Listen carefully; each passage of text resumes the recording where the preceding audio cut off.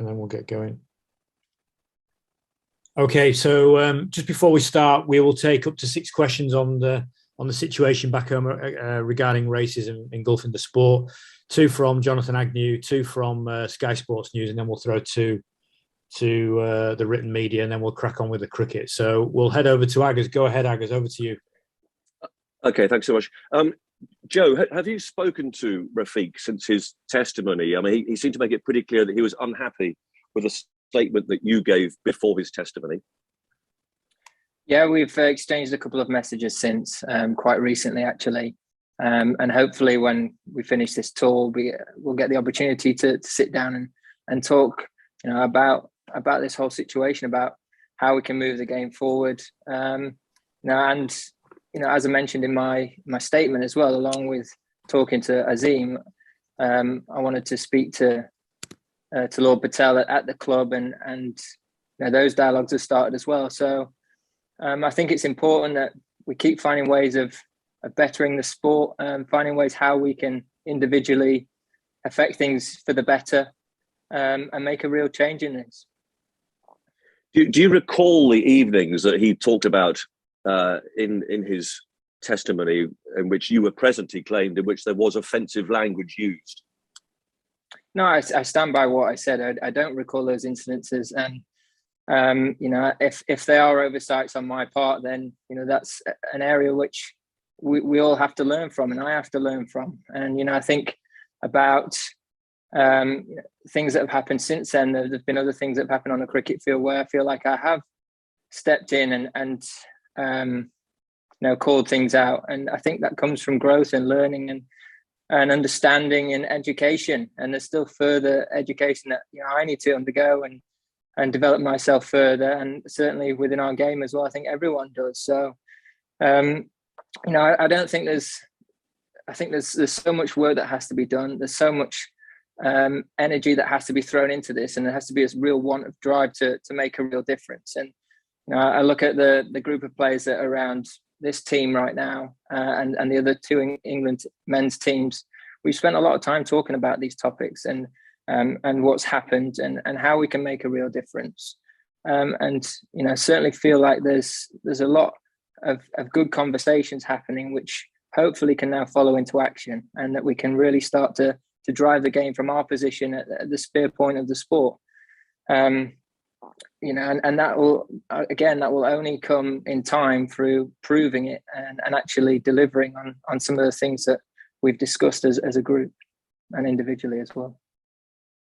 Okay, we'll go on to Rob Jones now from Sky Sports News. Go ahead, Rob. Morning, Joe. You Morning. spoke there about how you'd spoken about it as a group and as players, everything that's happened. Is there a sort of shared sadness amongst those connected with Yorkshire that one of your former teammates did have to go through something like this and felt that he wasn't being listened to and he sort of ended his career in the way he did? I think there's a huge amount of sadness from that, and I think a huge amount of learning has to be done off the back of it.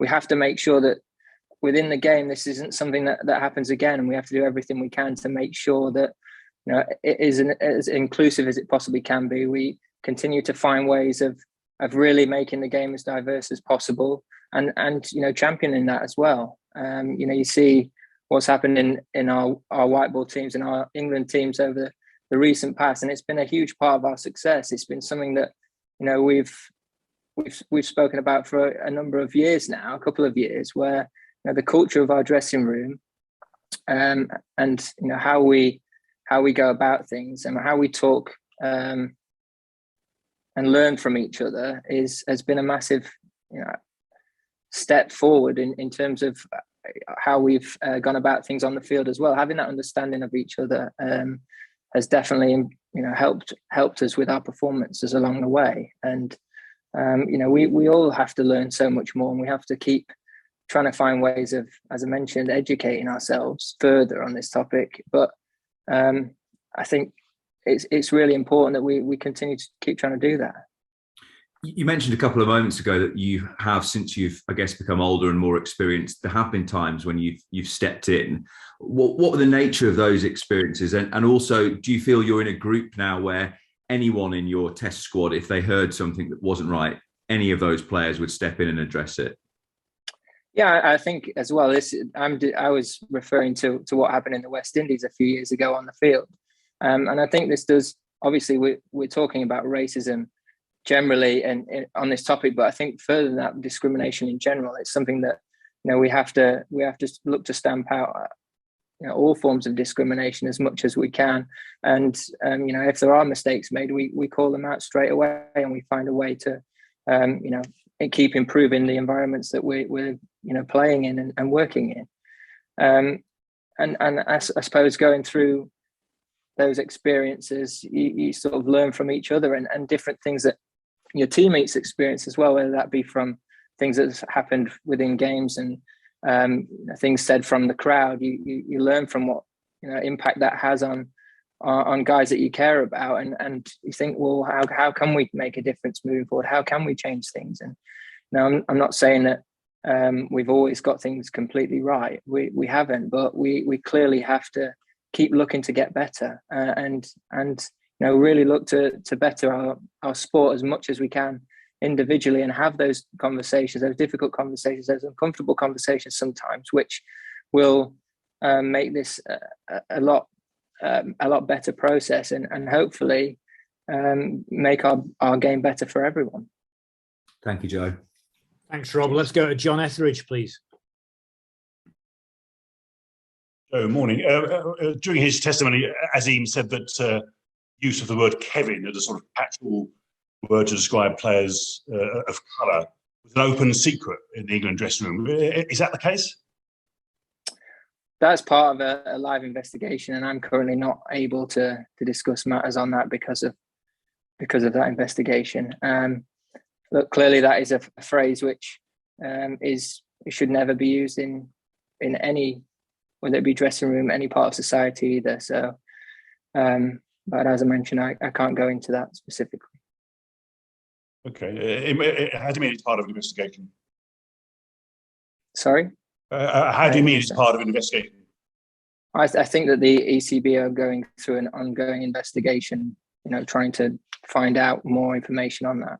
And I don't think I'm in a position where I can comment on that. Okay, thanks. Thank you. Okay, do we have any more on this particular topic, and then we'll move on? Okay, Andrew Miller, I think. Yeah, last one on this one, then we'll move on to the cricket. Go ahead, Andrew. Hi, Joe. Obviously, we've had Michael Vaughan, been in the spotlight as well as one of the senior guys in the Yorkshire dressing room a while back. I appreciate the investigation's ongoing, so specifics may be difficult. But just in terms of, I suppose, how language evolves and how things move on. I mean, a lot of stuff that's come out, Rafiq as well in 2011, his own slurs.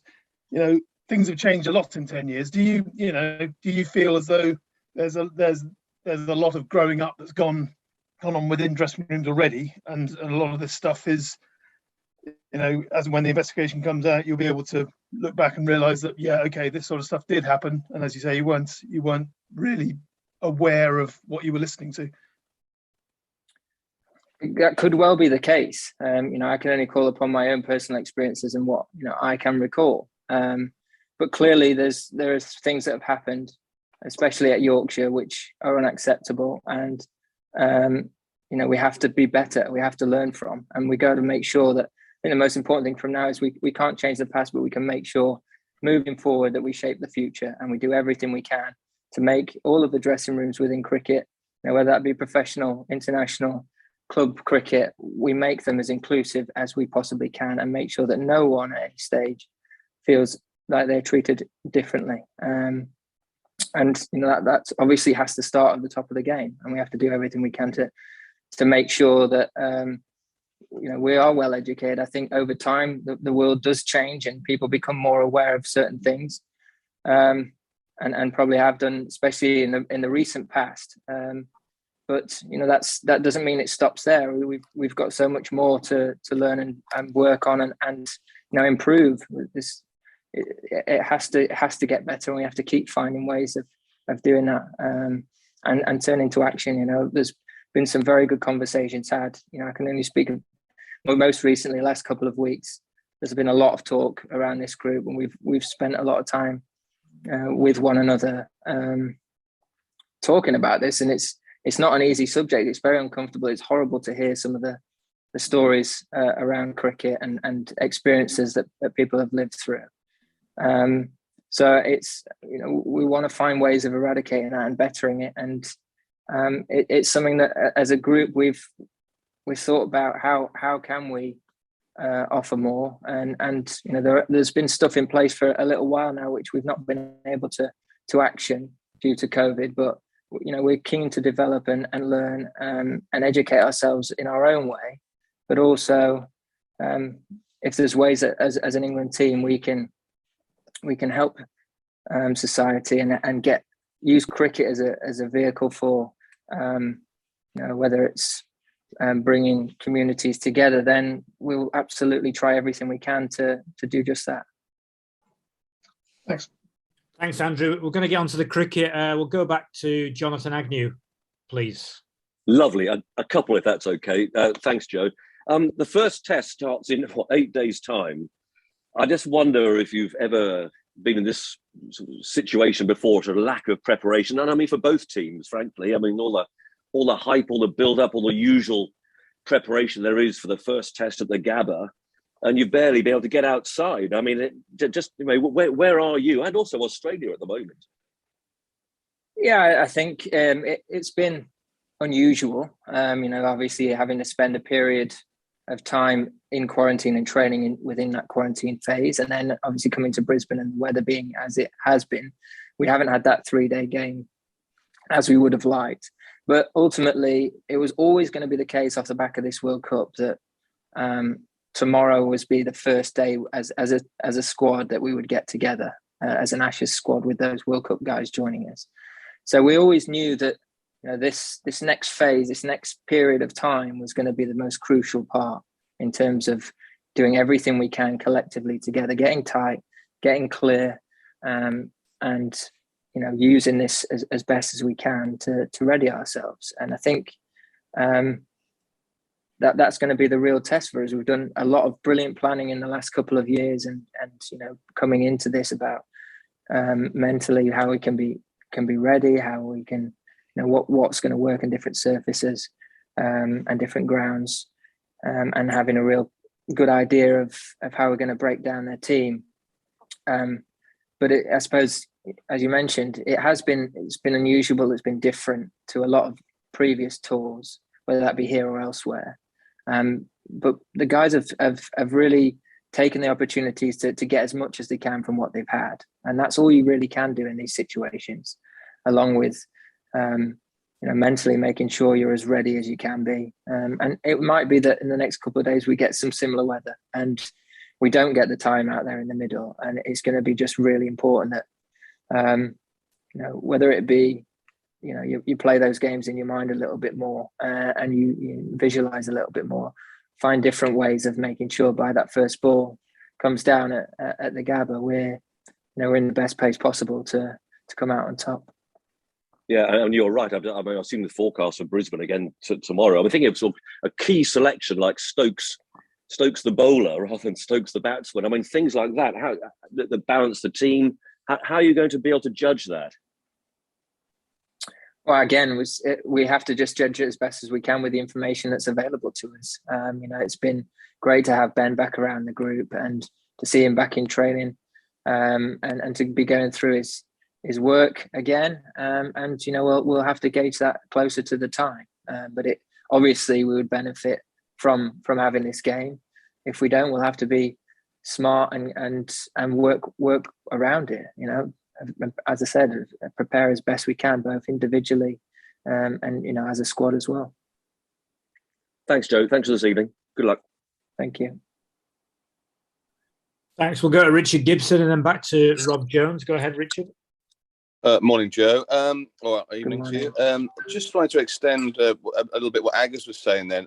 Given the weather forecast, and I guess, has it been confirmed that it's a first-class fixture, that this match is under first-class conditions? It won't be a first-class fixture, but it will be played as close to the intensity of a first class game as possible. Ideally we want that that intensity to be as high as we can, close to a test match as we can. The quality of players will be there from both teams, and I think because of the lack of preparation that we've had in that previous 3-day game, it just having that extra bit of flexibility, making sure we can get as many guys what they need throughout these 4 days is going to be crucial. But in terms of how we'll approach it as two teams, there's a lot of people that will want to prove things and that will want to show that they deserve an opportunity for that first test match. So I expect the standards to be very high, and I expect it to be very competitive, and so it should be. This is a really good chance for us to get ahead of things, or maybe get ahead of Australia in terms of preparation anyway, in terms of game time ahead of this series. And it would be silly for us to sort of just cozy our way through the 4 days. It has to be good, hard, proper cricket that's going to, that will benefit from going into the first test. Would you be an advocate of this suggestion, or has it crossed your mind that, given that you've removed that first class status, that you might have a bit of wriggle room? Could you extend, if there was bad weather, could you extend it into a day to increase the intensity in terms of everyone getting what you want, so to play it over 5 days, for example? I'm not sure is the perfectly honest answer. I don't know what the situation with in terms of using the facilities, using the grounds, whether we won't be allowed to play there because there might be grade cricket on. But certainly we'll be looking at finding ways to prepare as best we can and getting as much time outside as we can. So if there is some weather around, I know that we'll be making sure that there is something else available for us if we require it and need it going into that game. Okay, and just finally from me, Ben Stokes took a blow to the forearm, I believe. Was that a bit of a concern? I mean, just to have him back, that when he then gets hit in the from Trotty in the nets. Yeah, it was a little bit of a concern. Obviously, I think the wickets, because of the weather, have been slightly spicy, and guys have had to really get stuck in. And there has been a few little knocks here and there. To see Ben get hit like that was obviously a scary.